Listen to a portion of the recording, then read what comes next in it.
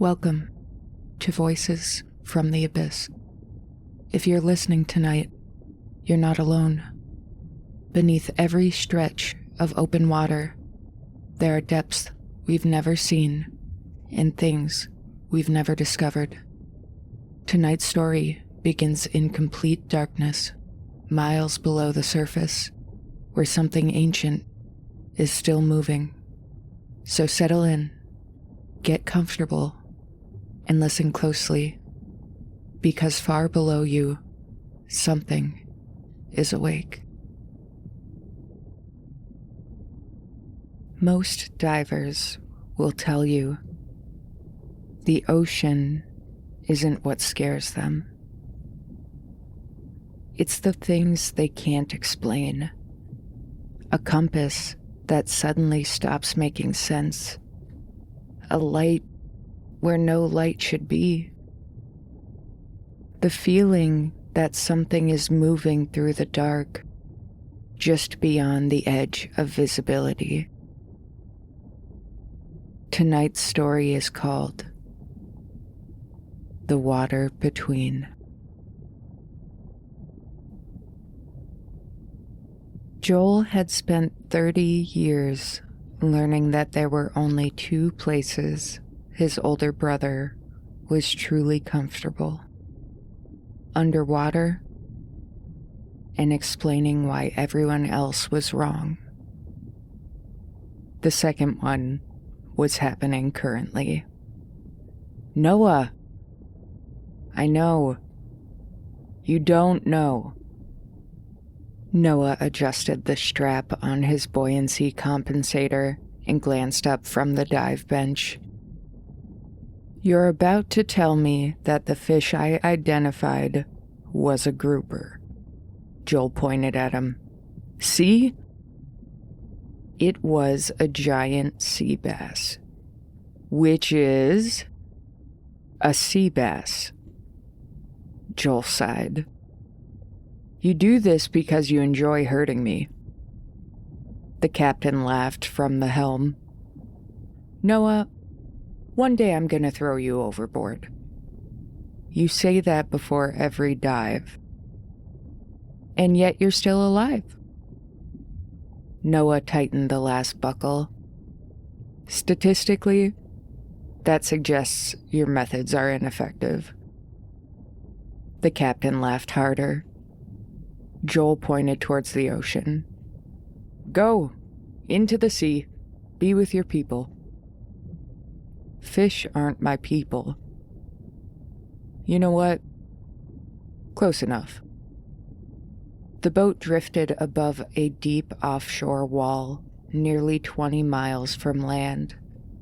Just open blue water.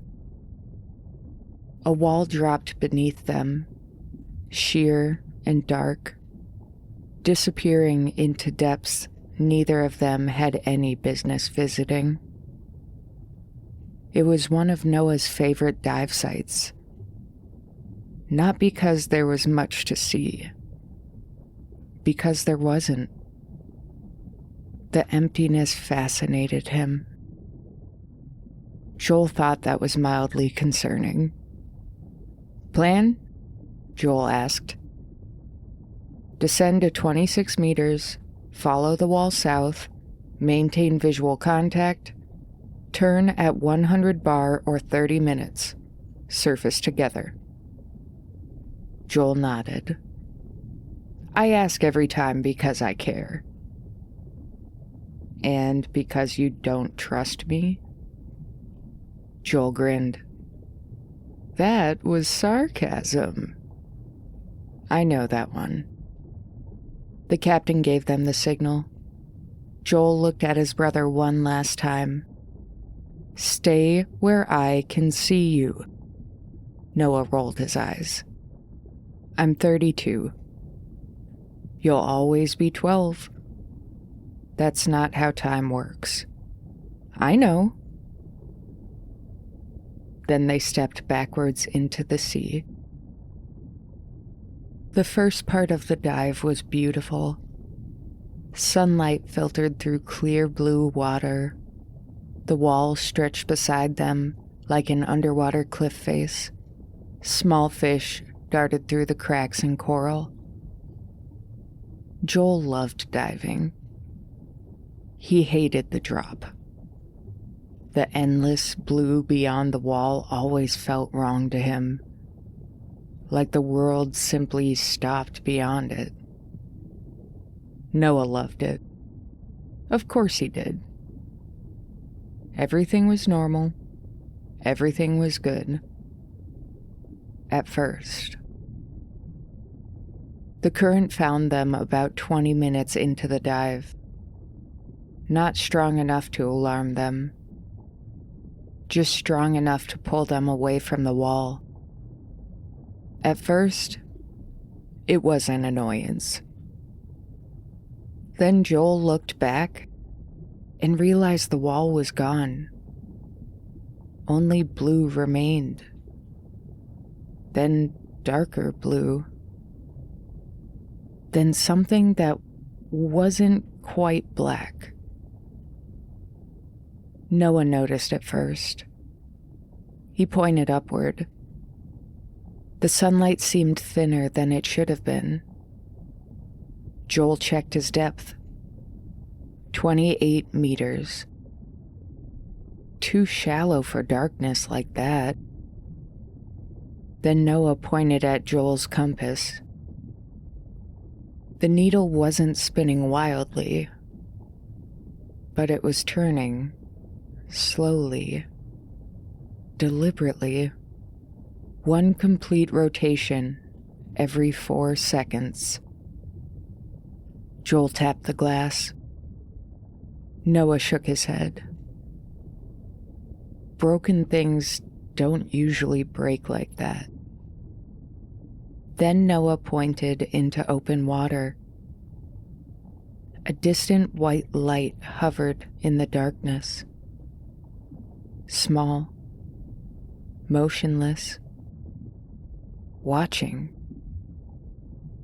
Joel flashed his torch twice. No response. He gestured towards the light. Another diver? Noah immediately shook his head, then pointed. The light was moving.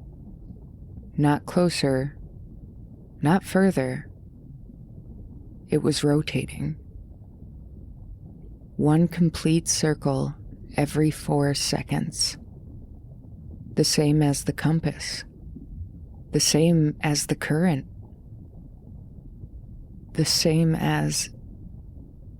Joel stopped the thought before it finished. Noah was still watching him, and Joel could tell his brother had already noticed something he hadn't. They needed to leave. Joel pointed upward. Noah nodded immediately. There was no argument, no hesitation. That frightened Joel more than anything else. For 30 seconds, the ascent made him feel better. Then Noah stopped. Above them floated a human silhouette, vertical, motionless, watching. Joel's first thought was diver. His second thought was no. Divers did not stand upright in open water without movement. They did not remain perfectly still. They did not hang suspended in the water like nails driven into the ocean. This figure did not kick, did not drift, did not rise, did not sink. It just remained, watching. Together they kicked upward. The surface should have grown brighter.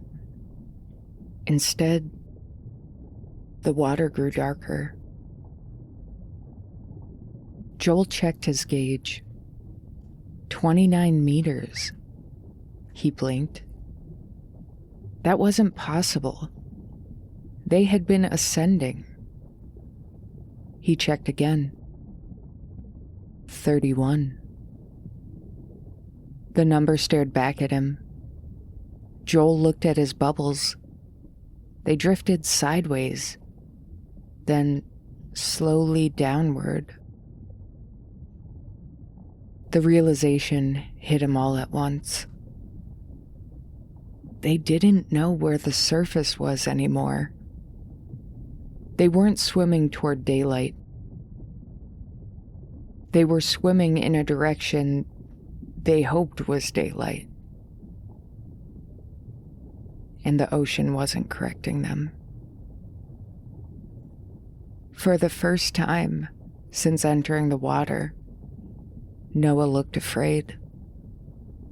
Not panicked, not overwhelmed. He looked afraid. Then something brushed Joel's leg. He spun. Nothing. No fish, no diver, just darkness. Noah pointed down. His fin strap had snapped. The fin slipped free. For 1 second, it hovered between them. Then it dropped. Straight down. Not drifting, not tumbling. Straight down.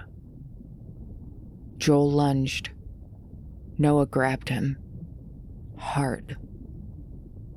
The fin continued sinking. Then it stopped. Joel stared.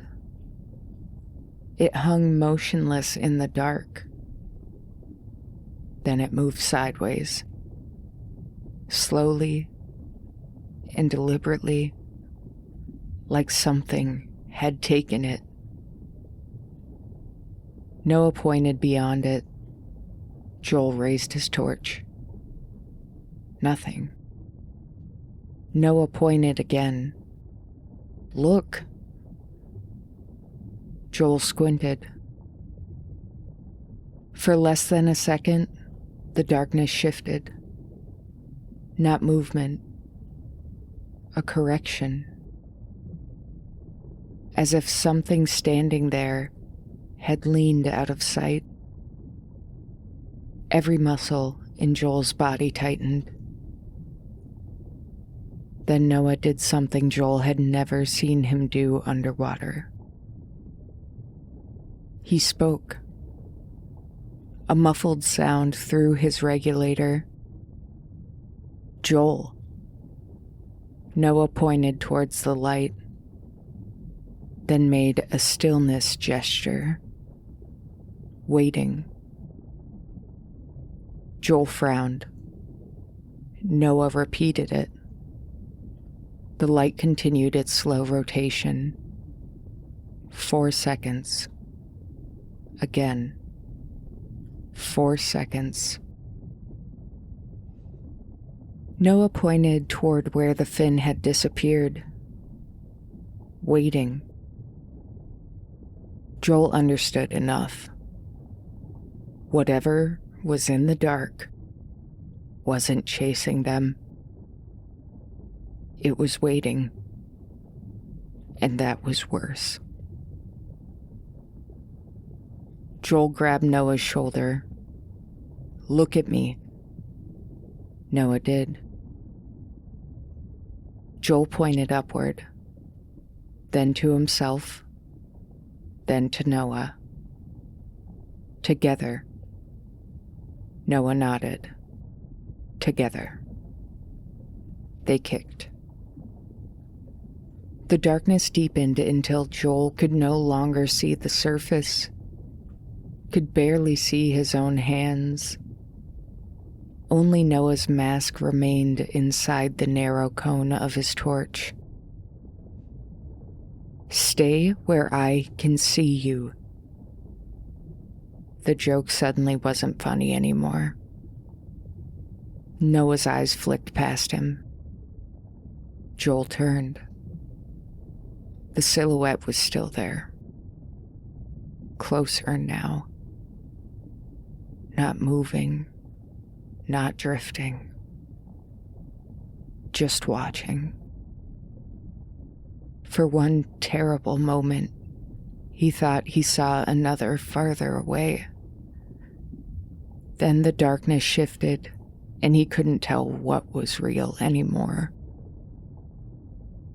A current struck them from below. Hard.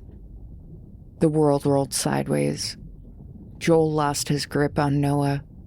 Torch beams spun wildly through the black. Bubbles scattered in every direction.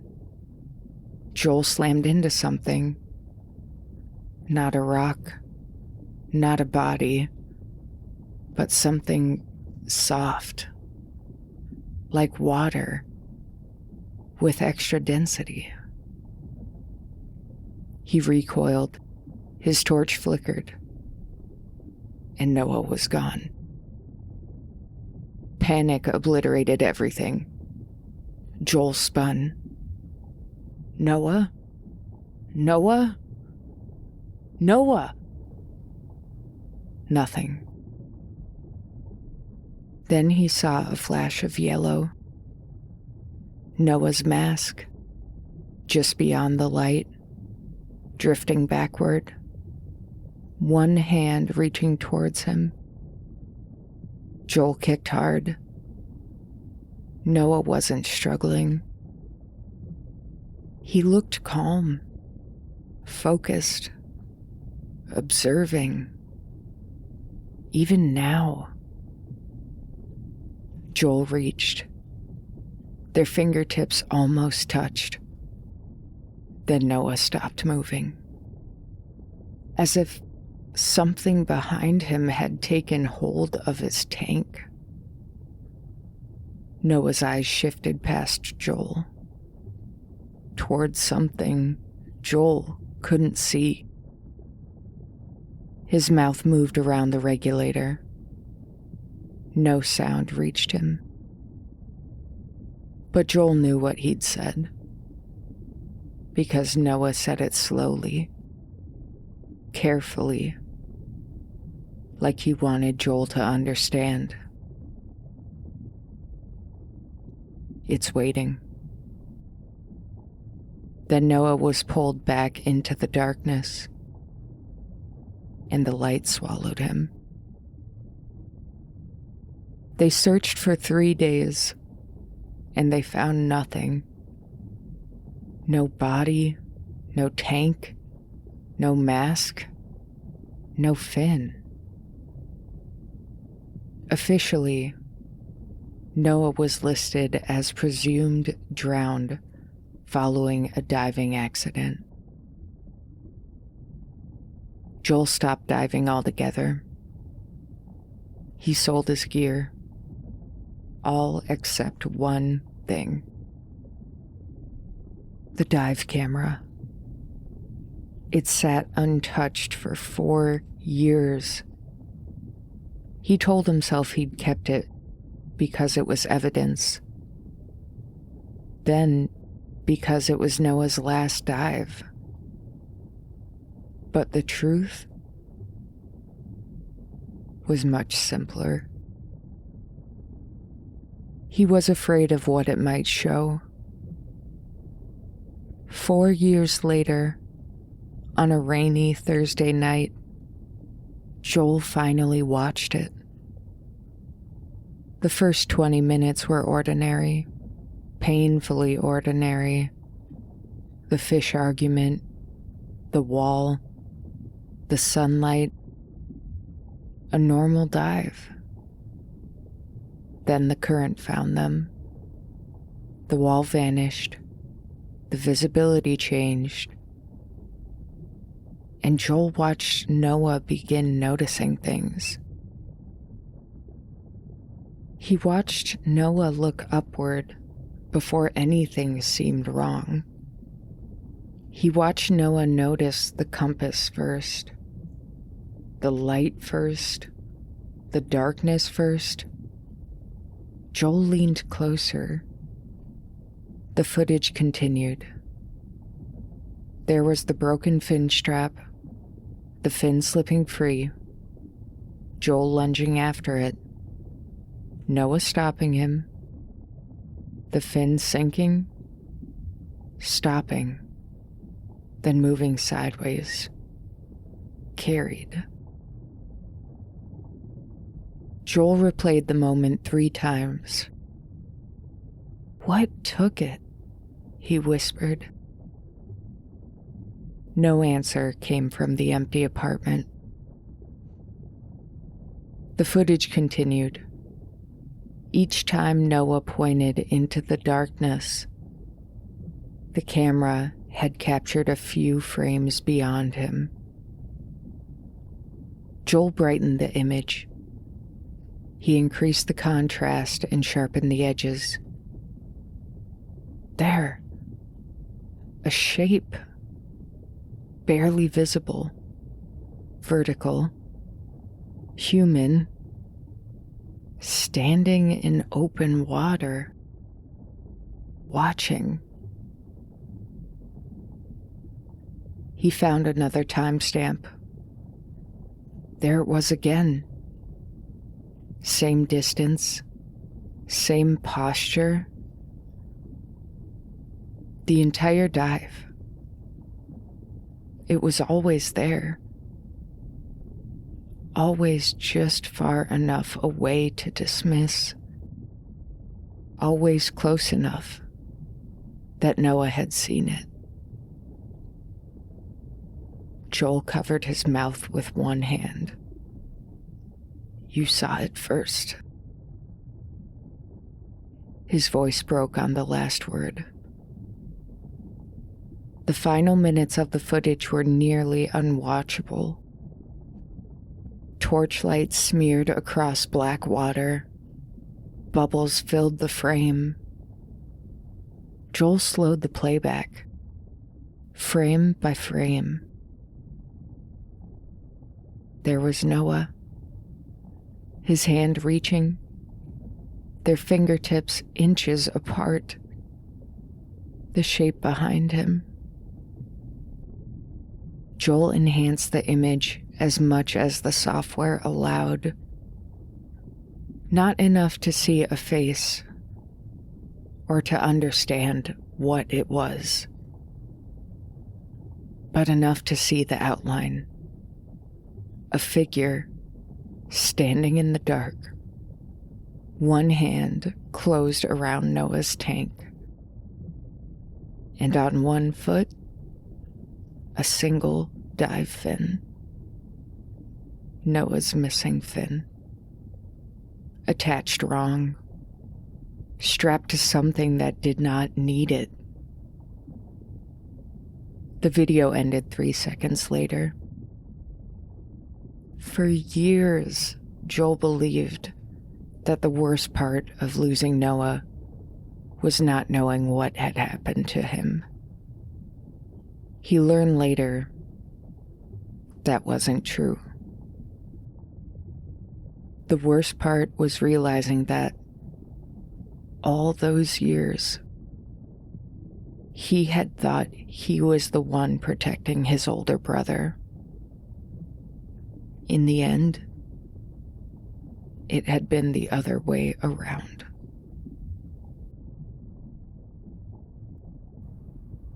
Thank you for listening to Voices from the Abyss. If you enjoyed tonight's story, make sure to follow so you don't miss what rises next. And if you find yourself near the water, listening, just remember, not everything beneath the surface is asleep. Good night.